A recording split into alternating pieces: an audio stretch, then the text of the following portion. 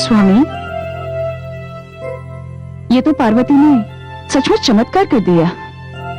हाँ महारानी, और क्यों ना हो। पुत्री पार्वती तो हमारे लिए भगवान शिव का ही वरदान है। हाँ महाराज, वो सचमुच उन्हीं का वरदान है।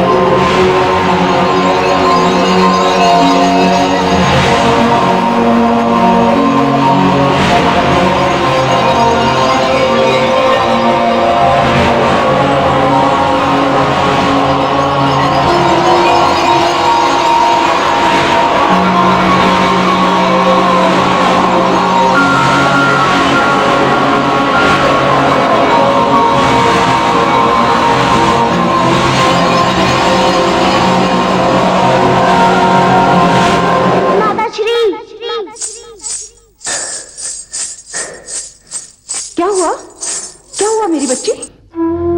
माताश्री, आग। आग? कहाँ है आग? मैंने आग देखी, वो आग। नहीं पुत्री, तुमने कोई स्वप्न देखा होगा। माताश्री, मुझे भय लग रहा है। नहीं, भय की क्या बात है, मैं तुम्हारे साथ हूँ ना।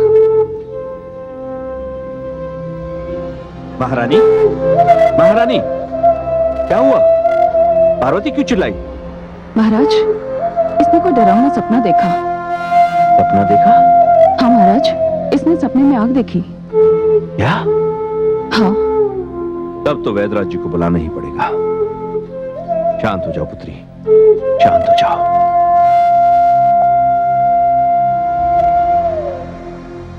वैदराज जी, हम अपनी पुत्री पार्वती को लेकर बहुत चिंतित हैं। हाँ वैदराज जी। नहीं महाराज, चिंता की कोई बात नहीं है। पुत्री पार्वती बिल्कुल स्वस्थ है।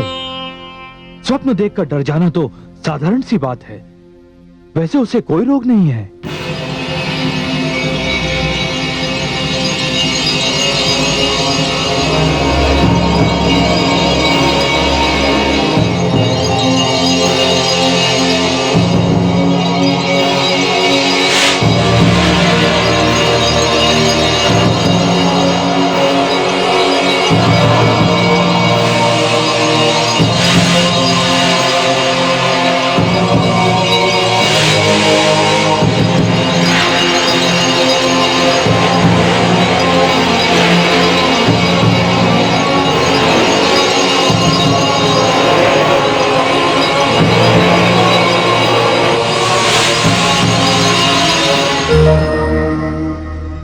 मैं अतीत हूं।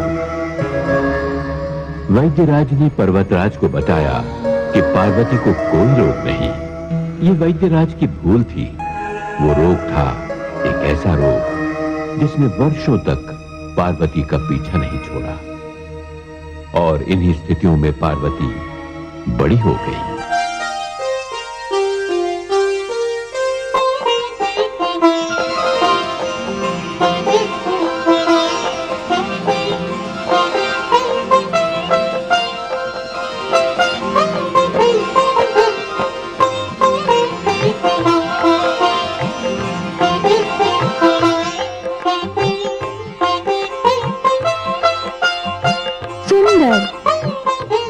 अति सुंदर, दिव्य रूपा। इतनी सुंदर दिख रही हूँ, कहीं हमारी नजर न लग जाए।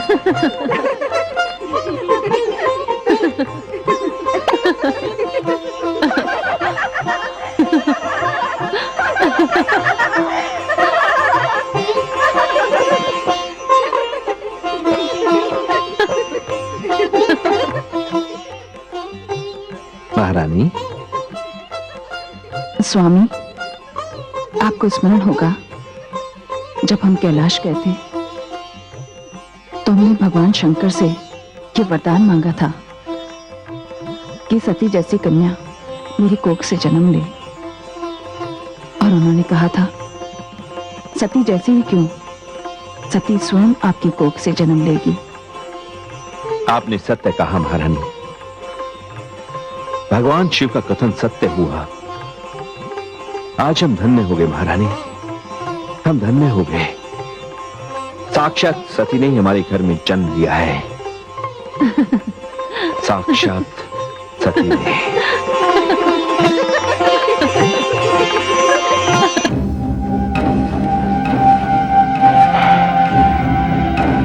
आपकी भविष्यवाणी 100% सत्य होती दिखाई दे रही है। वो हिमाचल पुत्री जो मेरा काल बनेगी अब युवा हो गई है।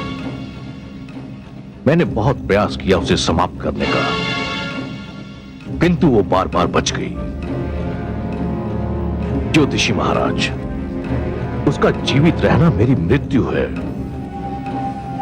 मैं उसे जीवित नहीं छोड़ सकता।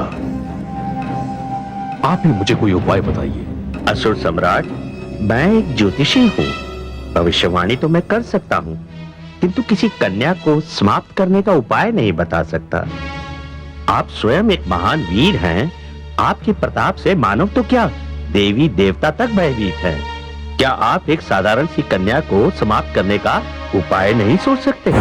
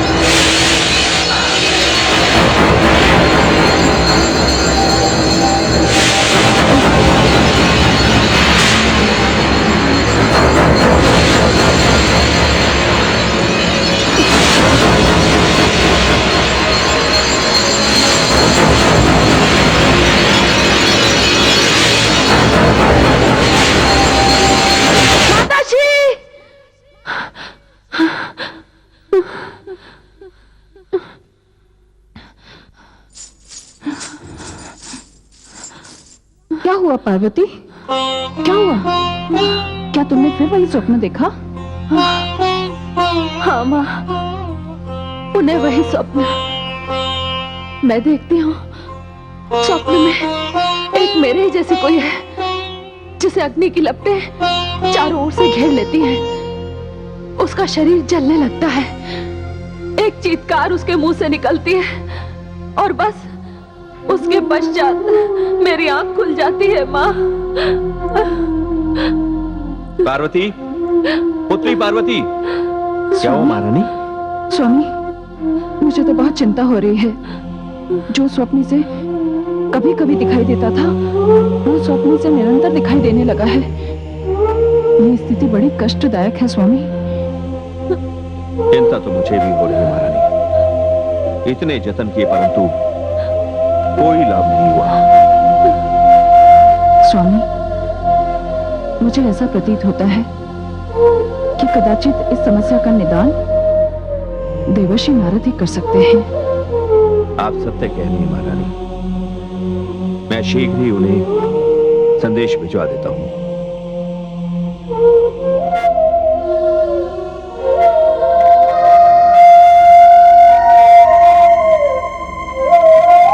शांत हो जा पुत्री, शांत हो जा। देवर्षि, हम सभी ने उस भाग्यशाली कन्या के दर्शन किए थे और अब तो हिमाचल पुत्री बड़ी हो गई होगी।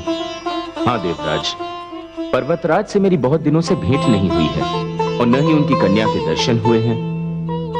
किंतु क्या बात है देवराज, जब से मैं यहाँ आया हूँ आपको बड़ा अनमना सा देख रहा हूँ।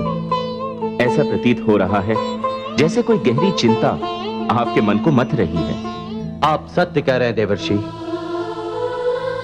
जब से ब्रह्मदेव ने तारकासुर को यह वरदान दिया है कि उसका वध भगवान भोलेनाथ का पुत्र करेगा, तब से यह असुर बड़ा उद्दंड हो गया है। और क्यों ना हो देवर्षि, भगवान भोलेनाथ ने तो समाधि ले ली है और तारकासुर यह सोच रहा है कि भगवान भोलेनाथ का विवाह कभी नहीं होगा और उसे मारने वाला भी अब कभी जन्म नहीं लेगा। उसे अपनी मृत्यु का भय ही नहीं रहा देवर्षि। देवराज, देवराज क्षमा करें। देवर्षि नारद से मिलने के लिए महाराज हिमाचल का दूत आया है, जो देवर्षि नारद के आश्रम से यहां पहुंचा है। आप उन्हें आदर सहित यहां लेकर आइए। जो आज्ञा देवराज। नारायण नारायण। देखिए देवराज, अभी अभी उन्हीं की चर्चा तो हो रही थी।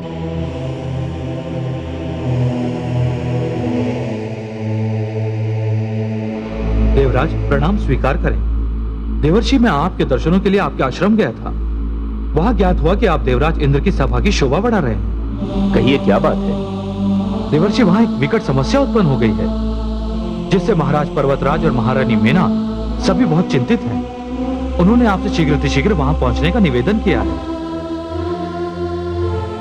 नारायण नारायण। जहां स्वयं देवी भगवती का निवास हो, वहां समस्या? देवराज मुझे आज्ञा दें। जैसी आपकी इच्छा देवर्षि। चलिए।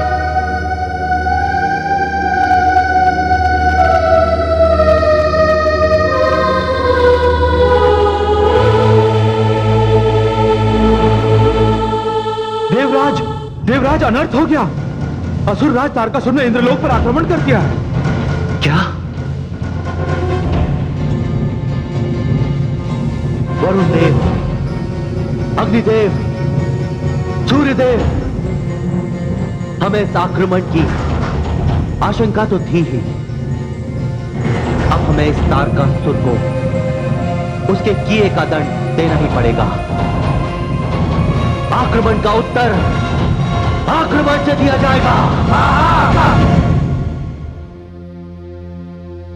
स्वामी, देवर्षि नारद के पास जो अपने संदेशवाहक भेजा था, वो अभी तक लौटकर नहीं आया। नारायण नारायण। प्रणाम देवर्षि। प्रणाम देवर्षि। आयुष्मान भव, आयुष्मति भव। मैं आप ही की प्रतीक्षा कर रहा था देवर्षि। क्या बात है पर्वतराज? देवर्षि, मेरी पुत्री पार्वती की रक्षा कीजिए। पर हुआ क्या है? बाल्यकाल से ही मेरी पुत्री पार्वती के साथ कैसी कैसी घटनाएं घट रही हैं। देवर्षि, वो बाल्यकाल से ही एक स्वप्न देखती है। कैसा स्वप्न? देवर्षि, वो स्वप्न में अग्नि देखती है। अग्नि? हाँ देवर्षि, वो देखती है अग्नि का बवंडर। फिर उसके जैसी कन्या उसमें डूब जाती है और अग्नि उसे जलाने लगती है। तभी उसकी आंख खुल जाती है और वो चिल्लाकर उठ जाती है। नारायण नारायण। मैं समझ गया पर्वतराज। मैं पुत्री पार्वती के स्वप्न का रहस्य समझ गया।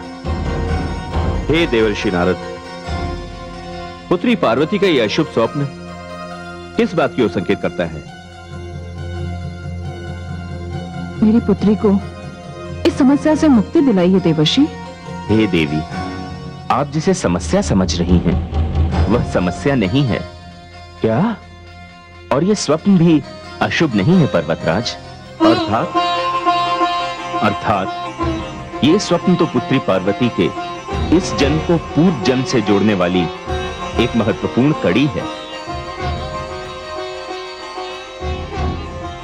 मैं कुछ समझा नहीं देवर्षि। मैं समझाता हूं पर्वतराज। जो अग्नि पुत्री पार्वती को स्वप्न में दिखाई दे रही है, वह अग्नि अग्नि नहीं है।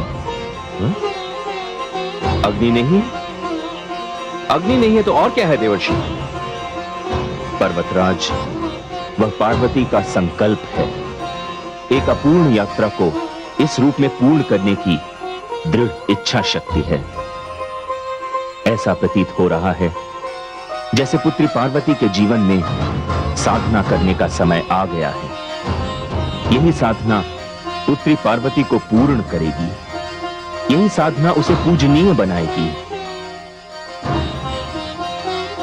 पर्वतराज, यदि आप आज्ञा दें तो मैं पुत्री पार्वती से एकांत में मिलना चाहूंगा। हाँ हाँ, क्यों नहीं देवर्षि, आपको आज्ञा की क्या आवश्यकता है? पुत्री पार्वती अपने कक्ष में है।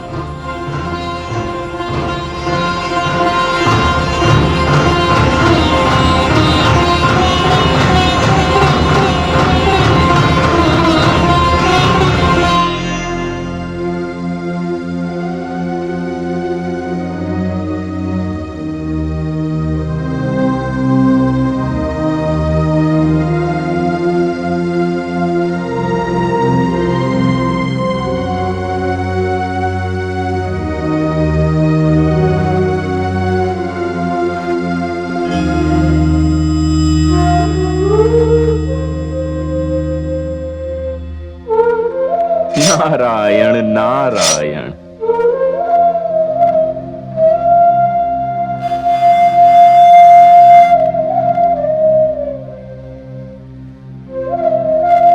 प्रणाम देवर्षि। आयुष्मती भव।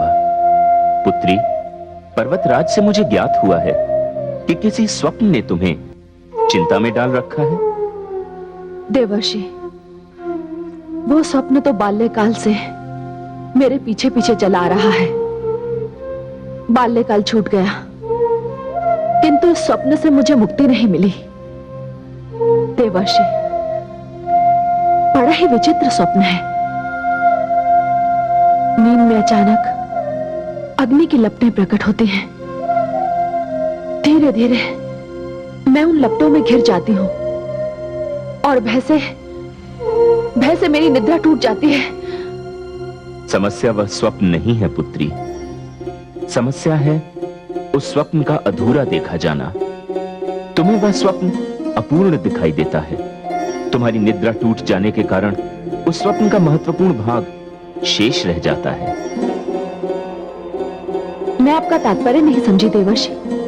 मैं समझाता हूं, उधर चलो।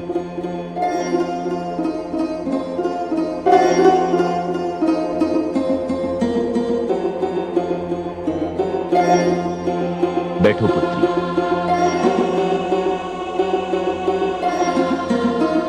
अब अपनी आंखें मूंद लो और उस दृश्य की कल्पना करो जो तुम स्वप्न में देखती हो।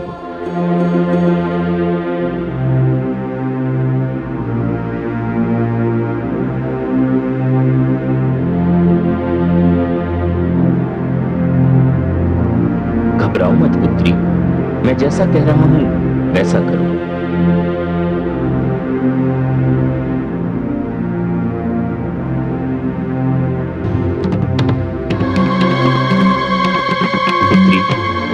अब अपने मस्तिष्क को उसी घटना पर केंद्रित करो। अपने ध्यान में उसी घटना को लाओ।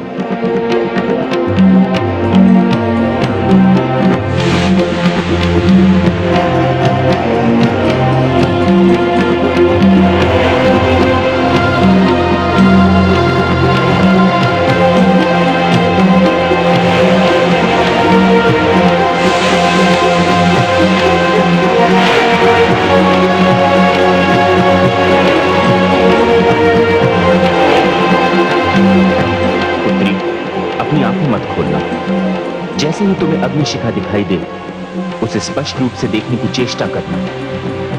पुत्री, क्या तुम्हें अग्निशिखा के पीछे कोई आकृति दिखाई दे रही है?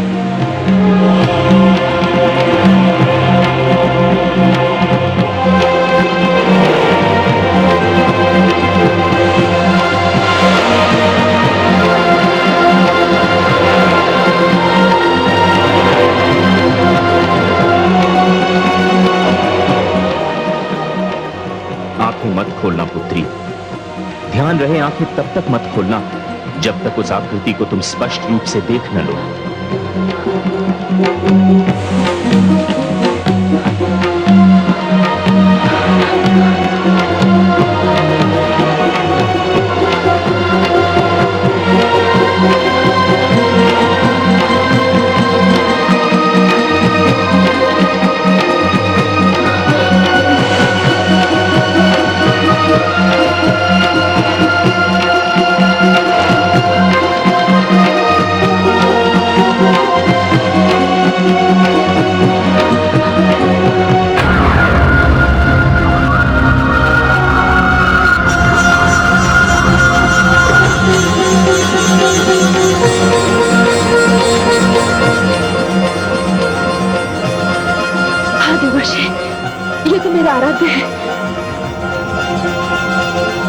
आराध्य शिव हैं।